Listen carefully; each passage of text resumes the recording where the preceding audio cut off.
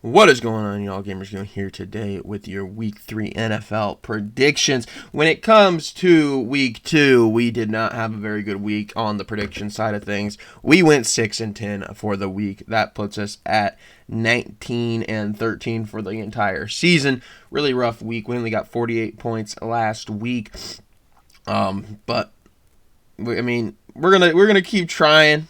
164 points for the season. We're gonna keep trying to get these things right. Coming off a rough week, we're gonna have a bounce back week this week. We're gonna shoot for double digits and getting games right this week.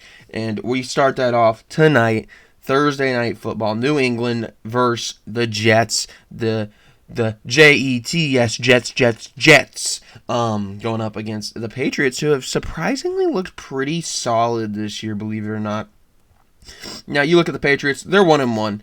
They played close with the Seahawks last week, took them late into the game into overtime, and then, obviously, they beat the Bengals. But the thing that I want you to realize about this Patriots team is their run game right now is top 5 in the NFL. They are tied for 4th, averaging 177 yards a game. And that's because, first off, Ramondre Stevenson has been absolutely that guy this year so far. But they've also had the emergence of what we thought could have been a guy for the Commanders at one point. A guy that I feel like was always a little bit of a breakout candidate, but never really took it and ran away with it. Antonio Gibson right now coming off a big game last week, 96 yards on the ground off 11 carries. And he hasn't really got involved too much in the pass game just yet, but that is something that we know is in Antonio Gibson's arsenal. So Antonio Gibson, another very big boost that they have right there in that run game. So they got a little bit of a change of pace, right? They got Ramondre Stevenson who runs similar to like a Derrick Henry, and then you got the change of pace back there with Antonio Gibson who gives you a different look and can come in there and still be productive. And then you got the Jets, the Jets. They are coming off of a game where they barely beat the Titans. Their offense has not been great. They're 29th right now in yards, 22nd in passing offense, 26th in rushing offense. They haven't been great. Let's be honest. They haven't been great. Aaron Rodgers he's not been horrible, but he hasn't really blown anybody away. Obviously, Breece Hall, Garrett Wilson, those are the guys there when it comes to the Jets. Sorry, I have been having a little bit of a cold, so if I have to take a moment there, I apologize for this video. But last week we also saw the emergence of Braylon Allen. If you're not familiar with Braylon Allen, he came out of Wisconsin. He wasn't a highly drafted guy, right? But he's the kind of guy that, if you're looking at a guy that gets drafted, maybe a little underrated, 3rd, 4th, 5th round, whatever it might be, I'm not sure exactly where he went. He's always seemed to be a productive player at Wisconsin. I believe he started there as a true freshman, or at least he got time as a true freshman there at Wisconsin, which isn't very common. Seeing him involved last week gives you a lot of hope if A, you drafted like a Braylon Allen in a deep fantasy league, or B, you're a Braylon Allen fan. Seeing Braylon Allen last week start to get some more time, get some more reps is a good thing, right? Patriots defense, they're pretty solid going into this game. I imagine they're going to need to use Braylon Allen in this game because I think there will be times where Breece Hall gets limited and you're going to have to give him a different look, and Braylon Allen could be very, very impactful in this game. But with that being said, both of these teams are 1-1. The Patriots, I know they're the underdogs in this game. That's why I only got 1 point on this. I'm going with the Patriots. I think the run game is a little too hard to stop. The Jets barely beat the Titans last week. I feel like the Patriots, I mean, they're out here. They competed with the Seahawks, who I think are our playoff team. They beat the Bengals, who I think are our playoff team. Now, the Bengals, I do understand they usually get off to a slow start, so maybe that's not as impressive as I think it might be. But the Patriots, I think their defense will come to play. I don't think that this is a game where Aaron Rodgers can really just break it open and start really putting up some points here for the Jets. I think this is going to be a grind it kind of game, and if I'm going with a grind it kind of game, I'm going with the team right now that seemingly has the better running game with Ramondre Stevenson and Antonio Gibson. So I'm going to go with the Patriots. 10%, only 10% of people are picking the Patriots, but I am putting a confidence point on it. So hopefully the Patriots end up winning that game and make me look smart. Next, we got the Giants versus the Browns. Now, this game I will not even think about watching. This sounds like a disaster. The Giants losing last week in a field goal showcase against the Commanders. The Browns, they beat the Jaguars. It wasn't pretty. They got the job done. They beat the Jaguars. Obviously, there's some more stuff going around with Deshaun Watson now, so you don't really know what's going to happen with the Browns.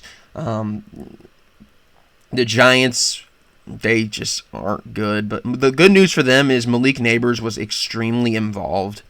I believe he had like 10 targets or something ridiculous like that last game.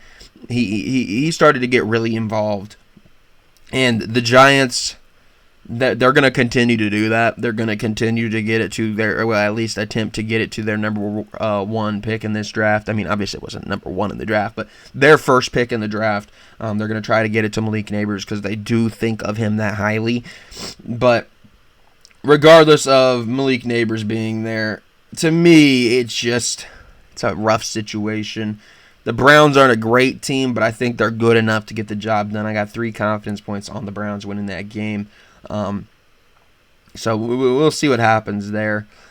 Packers versus the Titans. The Titans, you let Will Levis run his mouth about, the Bears didn't win the game. I lost the game. And he does it again. Will Levis is one of the most interesting QBs in the NFL at the moment. He has constantly not been good. He has constantly made major mistakes, and his team is 0-2 because of it. He helped the Jets win. He helped the Bears win. Will Levis, I don't know what his deal is. I don't know what it is, but there's something going on there. I would recommend potentially replacing Will Levis because that guy is a questionable quarterback at best. Now, Green Bay, I do expect Levis. I do expect Malik Willis to start this game in the Green Bay-Tennessee game. Malik Willis didn't really blow me away last week, but he also didn't really disappoint anybody. He came in, he managed the game, and I think that's very similar to what you're probably going to see this week. It's probably going to be a lot of Josh Jacobs. They're not going to really put Malik Willis in too many situations where he's forced to make huge or throw the ball 30 times or anything like that. They're going to continue to work to his strengths. They're going to continue to allow him to run the ball when he wants to. I think the Packers win this game pretty easily. I got 10 confidence points, and that even gets higher if Jordan Love does come back. But I do expect Malik Willis to be starting this game for the Packers and giving Jordan Love yet another week to rehab. I think the original goal for them, I believe, was week 5 for Jordan Love. If you can continue to push it back and get to that week 5 target, you're going to be better off because you don't want to rush Jordan Love back. You don't want to get him hurt. I think Malik Willis here can get the job done against his former team. So we got 10 points on the Packers, who surprisingly with Malik Willis did look good. So you can't really come out here and just say, they're going to lose because they're with a backup. No, I don't think Malik Willis is that kind of backup. I think he is a capable backup. Now, obviously, with the Titans, it wasn't the case. But that's probably something to do with the system. Chicago versus Indianapolis. Oh, I bought low, by the way, on Caleb Williams stock in my Dynasty League. I traded J.J. McCarthy, a second and a third round pick, for Caleb Williams. So I'm a little happy with myself, but I bought it after the Houston game, by the way. So, yes, I know what happened in the Houston game. I do know what happened in the Houston game. 7 sacks, did not look good, threw 2 interceptions. That offensive line needs to be fixed, plain and simple. Nate Davis has not been good. Coleman Shelton has not been good. We were going to use Ryan Bates. He is injured. The offensive line has not been there. It has not been there. It's going to be probably the number one priority in the offseason next year. But the good news here going into the game, if you're a Bears fan, the next 3 weeks we're playing 3 of the worst defensive lines in football, at least in terms of the run game. They've given up the most rushing yards through the first 2 weeks. So there should hopefully be some success there in trying to have a bounce back couple of weeks, right? But the Bears, they're playing the Colts. The Bears' defenses look great through 2 games. They look the part of a championship-winning team. The offense still playing catch-up. Obviously, that's going to happen when your offensive line is not the best. When you have a rookie QB, when you have a banged-up receiving group with Rome Odunze coming into the game hurt, Keenan Allen missing the game with injury. Obviously, you're going to see some struggles. It's going to be a little bit of a journey, right? I don't think this is the week that the Bears are on that journey, though. The Colts, if the Bears defense shows up to play, I don't see Anthony Richardson really being as effective as he usually is, which does limit what the Colts can do. I don't necessarily see Jonathan Taylor really making us pay on the ground. And with the defensive line of the Colts right now, I think there's going to be some opportunity for Caleb Williams to look really good. Rome Odunze getting involved. Keenan Allen, if healthy, getting involved. DJ Moore, I expect to have a big bounce-back game because it's been a pretty big thing right now online that DJ Moore, his body language wasn't great. He had to address it in post-game comments during that game on Sunday night. He kind of looked dejected at times. He kind of looked disappointed. He just didn't look like he wanted to be there. And I do think that DJ Moore is going to have a bounce-back game here and really get back on the good side of the fans, because there was a lot of people questioning, is DJ Moore the right kind of guy you want in the locker room when you're trying to go through this rebuild, right? I do think he is. I think, obviously, it's just going to be frustrating at times. I think DJ Moore will bounce back this week and hopefully put a smile on that face. We got 2 points on the Bears, though. Houston versus Minnesota. Houston, obviously, we just got done talking about it. They got 7 sacks last week. They will not have that same success this week. They're playing Sam Darnold. They're playing a competent offensive line. Jay Jettas, Justin Jefferson might not be playing in this game, and if that is the case, it is even more confidence points towards the Texans. The Vikings don't really excite me too much. They're going to try to pass the ball, but if you can, well, now guess what? Jalen Naylor, guess what? Now he's on a scouting report, so you're not going to have home run shots to Jalen Naylor more than likely in this game. Jordan Addison might not be playing. Jay Jettas, I think, will play, but he might be limited in some capacity. The Texans' run defense is solid. I don't expect Ty Chandler or Aaron Jones to really get going here. Texans, even if they do have to replace Joe Mixon for the week with Cam Akers, I do think the Texans will get this job done. I got 13 confidence points on the Texans to get it done. Philadelphia against New Orleans. Believe it or not, New Orleans has been the best team in the NFL the first 2 weeks. Now, I'm not saying they're going to win a Super Bowl or anything, because I don't know how much of the first 2 weeks is legit, but on paper, the Saints have been the best team in football the first 2 weeks. Derek Carr looks great. Rashid Shaheed is a top receiver in the NFL. Alvin Kamara is turning around the clock, and now he's a top running back in the NFL. Foster Moreau is getting involved at the tight end position. Olave really hasn't even got going, and he's the best receiver on that team. This Saints team, man, if you look at it, it's clicking right now. It is clicking right now, right? They're attempting to obviously make a push to the playoffs, or attempting obviously to make this team a Super Bowl team, but I don't think that this is the team. I'm going to be honest with you. I know they're clicking right now. I know they look good. They don't have the talent of a Super Bowl team, in my opinion. They just don't. And I think this is really going to be where we see what that looks like and what I mean by that, right? Because the Eagles play the Saints. The Eagles, I think, do have the talent of a Super Bowl winning team. Now, obviously, the Eagles are coming off of a loss. And that's going to happen when you're gelling new pieces together. No A.J. Brown. Gelling in Saquon. I mean, it's going to happen, right? You're going to lose games. The Eagles, I think this is a bounce-back game for them. I think this is a game where they go prove a point. I think that the Eagles win this game. I got 5 confidence points on the Eagles because I do see the Eagles having the talent to win a Super Bowl. Whereas the Saints, I think that they are just really, really good right at the moment. I don't know if this is a long-term thing. They might be peaking too early when it comes to the Saints. So 5 points of confidence there on the Eagles to get the job done. They're actually the underdogs in the game, believe it or not. Chargers at the Steelers. This is about a 50-50 matchup here. Chargers-Steelers. Steelers looks like Justin Fields is going to be the starter going into this game. Does not sound like Russell Wilson will be given the keys to the kingdom, or if he's even healthy with that calf just yet. Chargers, obviously, they've looked pretty solid through the first 2 weeks. They're 2-0. They're 2-0, but they've played the Raiders and the Panthers. How much can you really take out of those 2 games? I think they got lucky because they don't really play anybody till week 4 with the Chiefs. Steelers, I don't think are a good team. I really don't. Their first 2 games are the Falcons and the Broncos getting the job done. I don't see them being like an actual good team.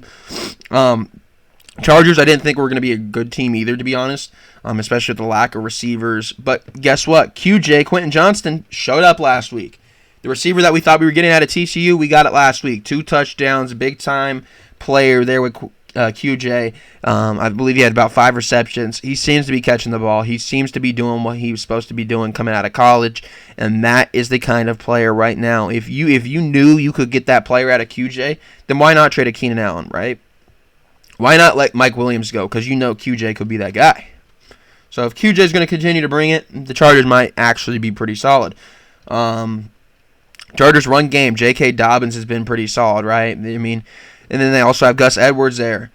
Now, they did have a little bit of a setback last week. Justin Herbert did take a hit, I believe, late in the game, but it sounds like he's pretty much fine. He should be fine going into this game. So, with that being said, the Chargers, in my opinion, are going to win the game. 7 confidence points on them. Broncos versus the Buccaneers. Broncos, they're another team working in a rookie QB, Bo Nix. Hate to say it, but unfortunately, there's going to be some growing pains, right? And you look at the other team, the Buccaneers. Baker Mayfield looks elite. Let's be honest. Baker Mayfield's getting the job done. They're 2-0. They're 2-0. They just beat the Lions. They just beat the dang Lions. Rachaad White has not been very effective. Bucky Irving has gotten going for them in the run game. Chris Godwin has been the best receiver in football to this point so far. Buccaneers, Broncos, that's pretty easy to me. I got 12 confidence points on the Buccaneers.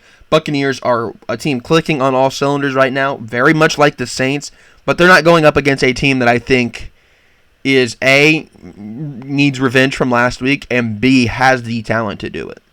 I don't see the Broncos being a team right now that can beat one of those teams that are just clicking at the right moment. Raiders versus the Panthers. I have 11 confidence points on the Raiders, and I'm nervous about it. You heard me. If it was about 2 or 3 days ago, I would not say I was nervous about 11 confidence points on the Raiders, but I am nervous. Andy Dalton is the starting QB of the Carolina Panthers. Now, if you don't know, Andy Dalton has usually been a pretty solid QB in the NFL, right? Bryce Young has been benched. Feel real bad for Bryce Young, by the way, because I don't think the team's very good to begin with. But Bryce Young has been benched. He looked pretty sad going to practice yesterday. I saw a video of somebody asking him to sign, and he came over and he signed for the guy, and the guy's just like, "Hey man, keep your head up." And Bryce just looked very sad, obviously, right? So hopefully Bryce is good mentally. Hopefully Bryce can bounce back. But Andy Dalton, we're really going to see this week what it looks like and if it's a Bryce Young problem. And I don't really want it to be a Bryce Young problem because obviously Bryce Young, somebody that I don't know why anybody would dislike Bryce Young personally. I don't see him as a guy that like people would dislike. He seems like a likable guy. You don't like seeing situations where you were the number one pick and then just the world comes collapsing around you and you're not the guy. It's not a good situation. It's not a good situation at all. So we're going to really get to see this week, is it a Bryce Young problem or is it a Carolina problem? I'm hoping for the sake of Bryce Young that it is a Carolina problem. I really am. Obviously, Bryce Young in college has looked really good, and then he's came to the NFL, and it's been very much the opposite. Now, sometimes that's just the case. But we're really going to get to see this week against the Raiders defense. That's not great. The Raiders defense isn't great, let's be honest. But they're going up against Andy Dalton, so we're going to have an opportunity to see if Andy Dalton can make this Panthers offense work, or if this is more so just a Bryce Young problem. So we'll end up seeing here this week. We'll have our answers very, very soon. Sunday, 3:05. Not sure if this game's going to be televised in my area, but I'm kind of hoping it is, because this could be a very big game in the sense of the football world, because this game here, if Andy Dalton looks good, could pretty much secure that the Panthers are going to draft a QB next year.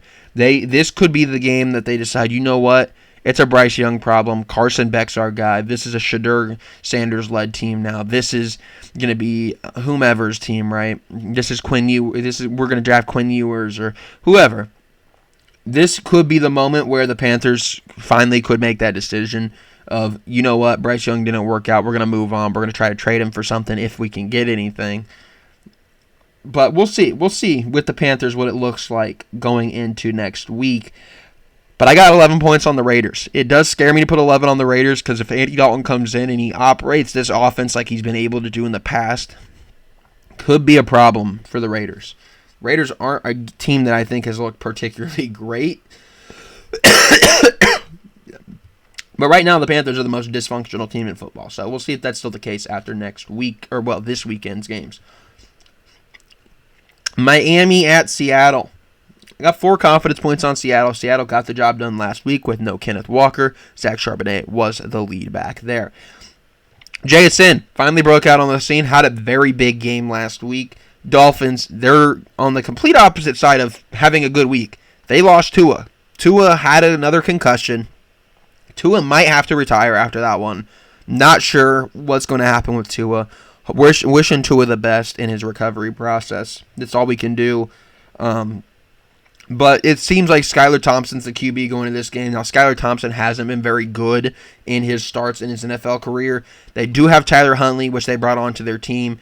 Don't think he gets to start this week while learning the playbook. Do think he's a guy that will end up starting for them eventually if Tua is not going to be coming back anytime soon, or if Tua is forced to medically retire once again.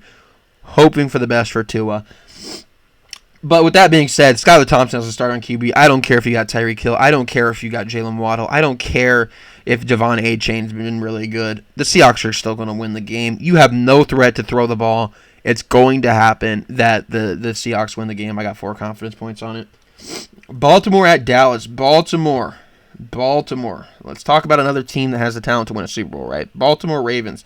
They got all the talent. But they don't got the record. It's 0-2.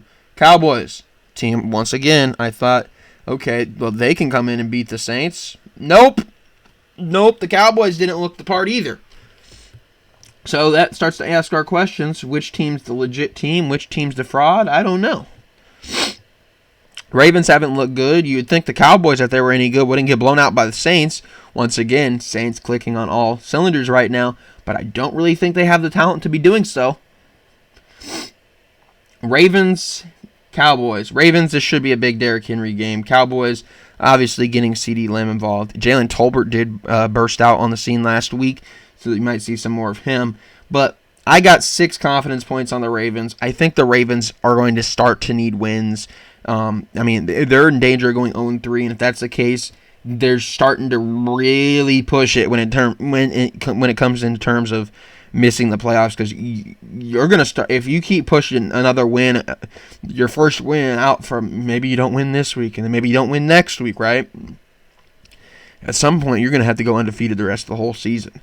You got to start picking up wins with your Ravens. The Cowboys, obviously, same thing. You don't want to get too far down in the gutter right now. You don't want to get behind the 8 ball. But I think the Ravens are more desperate. They need to come out more aggressive, and I do think the Ravens will get the job done. I got 6 confidence points on them. San Fran, after a loss last week, which was really shocking to me, not really sure what happened there, against the Rams, who we talked about them losing Puka. Now they lost Cooper Kupp. The Rams, going into the next week, it sounds like Demarcus Robinson is receiver 1. You might see some Tutu Atwell action. You're going to see some Tyler Johnson action. That's not a very inspiring receiving core. The way the Rams throw the ball makes them interesting fantasy-wise, but that's not a very inspiring receiving core going up against the 49ers. The 49ers lost Deebo Samuel, so maybe we get to see some new guys there as well. Jordan Mason's been great for the 49ers so far. Should start to see Brandon Ayuk really burst out this week with no Deebo. Kittle, you expect him to get involved. The Rams really don't match up too well there, I don't think. So the 49ers, I got 16 confidence points. The Rams just too banged up. Not the talent right now offensively to keep up. I think the 49ers offense is better than the Rams defense. So everything at that game to me points towards the 49ers getting the job done and bouncing back after last week. Detroit versus Arizona. Detroit coming off a loss to the Buccaneers. Not sure really if the Buccaneers are legit or not, but the Buccaneers are always a team that seems that they could get stuff done, right? A team that could make a playoff push here and there. I got the Lions over the Cardinals. Lions, once again, a lot of people are talking about the Lions. Oh, they're going to be a playoff team. They're this, they're that. The Cardinals looked like it last week. They looked really good. The Lions, this is a big prove-it type of game. If you are a contender, if you are a Lions fan, you need to win this game because the Cardinals are the kind of team you're going to be playing in the playoffs. Kyler Murray is the kind of quarterback you're going to be playing in the playoffs. Marvin Harrison Jr. is the receiver 1 that you're going to be playing in the playoffs. Trey McBride is an elite tight end that you might see somebody like that in the playoffs. James Conner is a capable running back. You're going to see teams like this in the playoffs that are stacked with this type of talent, right? You got to come out. You got to win. It's going to be a high-powered offense against the Cardinals. I got 8 confidence points that the Lions get the job done. But if you are a legit playoff contender and a legit Super Bowl contender, you need to win games like this if you're the Lions. So we're going to go with the Lions. The ball's in your court, Detroit. If you lose, I don't want to hear nobody talking about, oh, well, the Lions are going to Super Bowl hopefuls, or they're going to do this or that. No. You got to beat the Cardinals. You got to beat the Cardinals. I don't think the Cardinals are a Super Bowl contender, but I do think that they will be a team that will be in the playoffs. They look pretty good. Kansas City at Atlanta. Atlanta got the job done last week, believe it or not. Drake London sends them home. Late game touchdown. Gets the job done. The Chiefs ain't going to allow that to happen. They're not going to allow that to happen. Carson Steele is running back 1. Potentially. Maybe it's Samaje Perine. It's a little bit of confusion there. I do need to charge my laptop. We do need to get the charger on the laptop or else it's going to die mid-video, huh? And I can't because it's tangled up. My cord is all tangled up. Can't just have something simple, huh? It's always got to have a problem. And we were at 8%. We were real close to having this video cut short. But the Chiefs, I think they're a good team. I don't like them because we see Taylor Swift constantly, and all we hear about is Travis Kelce and Taylor Swift, right? And obviously Pat Mahomes. Every time we get a commentator, they always got to say something about, oh, what I really like is they got some Pat Mahomes in them, or oh, this is a guy I really like, Pat Mahomes. We get it. That's overdone. Let's just move on. Let's just talk about the game when it's happening. We don't need to bringing up Pat Mahomes in a game on Thursday night that has nothing to do with Pat Mahomes just because somebody made a cool throw. Chiefs are going to win the game, but once again, dial it down. Dial it down when it comes to all the Chiefs love. I get it, they're back-to-back Super Bowl champions, but dial it down. 15 confidence points on the Chiefs. Jacksonville at Buffalo. Buffalo, believe it or not, Buffalo. I didn't think they'd be very good without a receiving core. Khalil Shakur is that guy, apparently. He is the guy there. Where's that game on here? Oh, it's a Monday night game. Okay. But yeah, they're 2-0. They beat the Dolphins. Obviously, Dolphins had some injury concerns, but they looked good even when Tua was out. The Cardinals, another team they beat.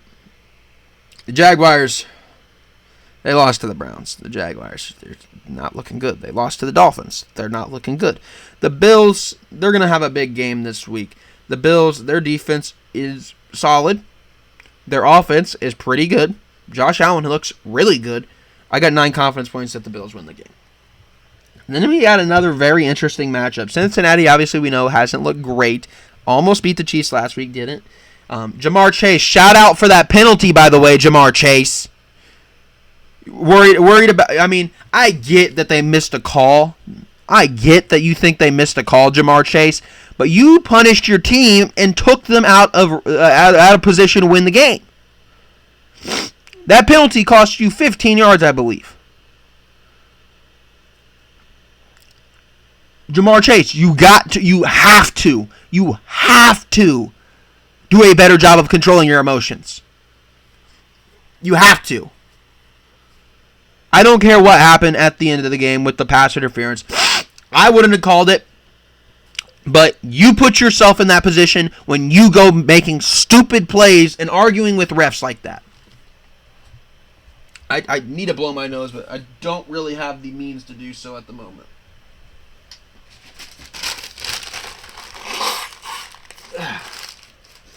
If you are Jamar Chase, you got to know that's just stupid late in the game to take such a penalty.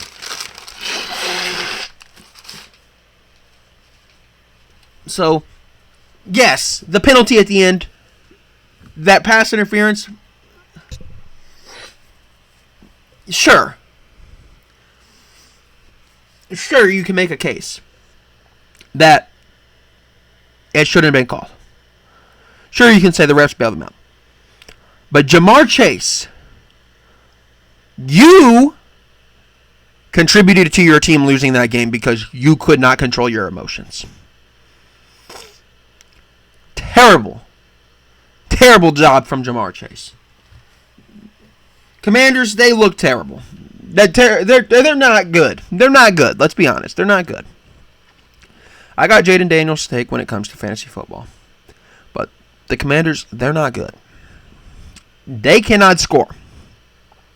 I know they won a game. They scored 21 points. They look good. Their kicker had all 7. He made 7 field goals. 7 for 7.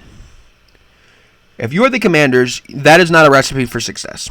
Sure, field goals might help you here and there. But you cannot consistently keep getting in scoring position and into the red zone and all this stuff and not finish with touchdowns. That is not a recipe for a winning team. Your defense will not hold up against teams like the Bengals. They might be good against the Giants. They're not going to hold up a team against the Bengals. You have to get in the end zone. And if you can't do that this week, this is going to get out of hand really, really quickly if you are the Commanders. You got to show up. You got to put the ball in the end zone. The Bengals are going to win this game. They're going to win this game. My question becomes, how close can the Commanders keep it? Can they score? I got 14 confidence points on the Bengals. But I would like to once again state that you have to score your touchdowns. You have to. You might win a game here and there because you can get field goals. The Giants aren't a great defense. You should be able to do something against them.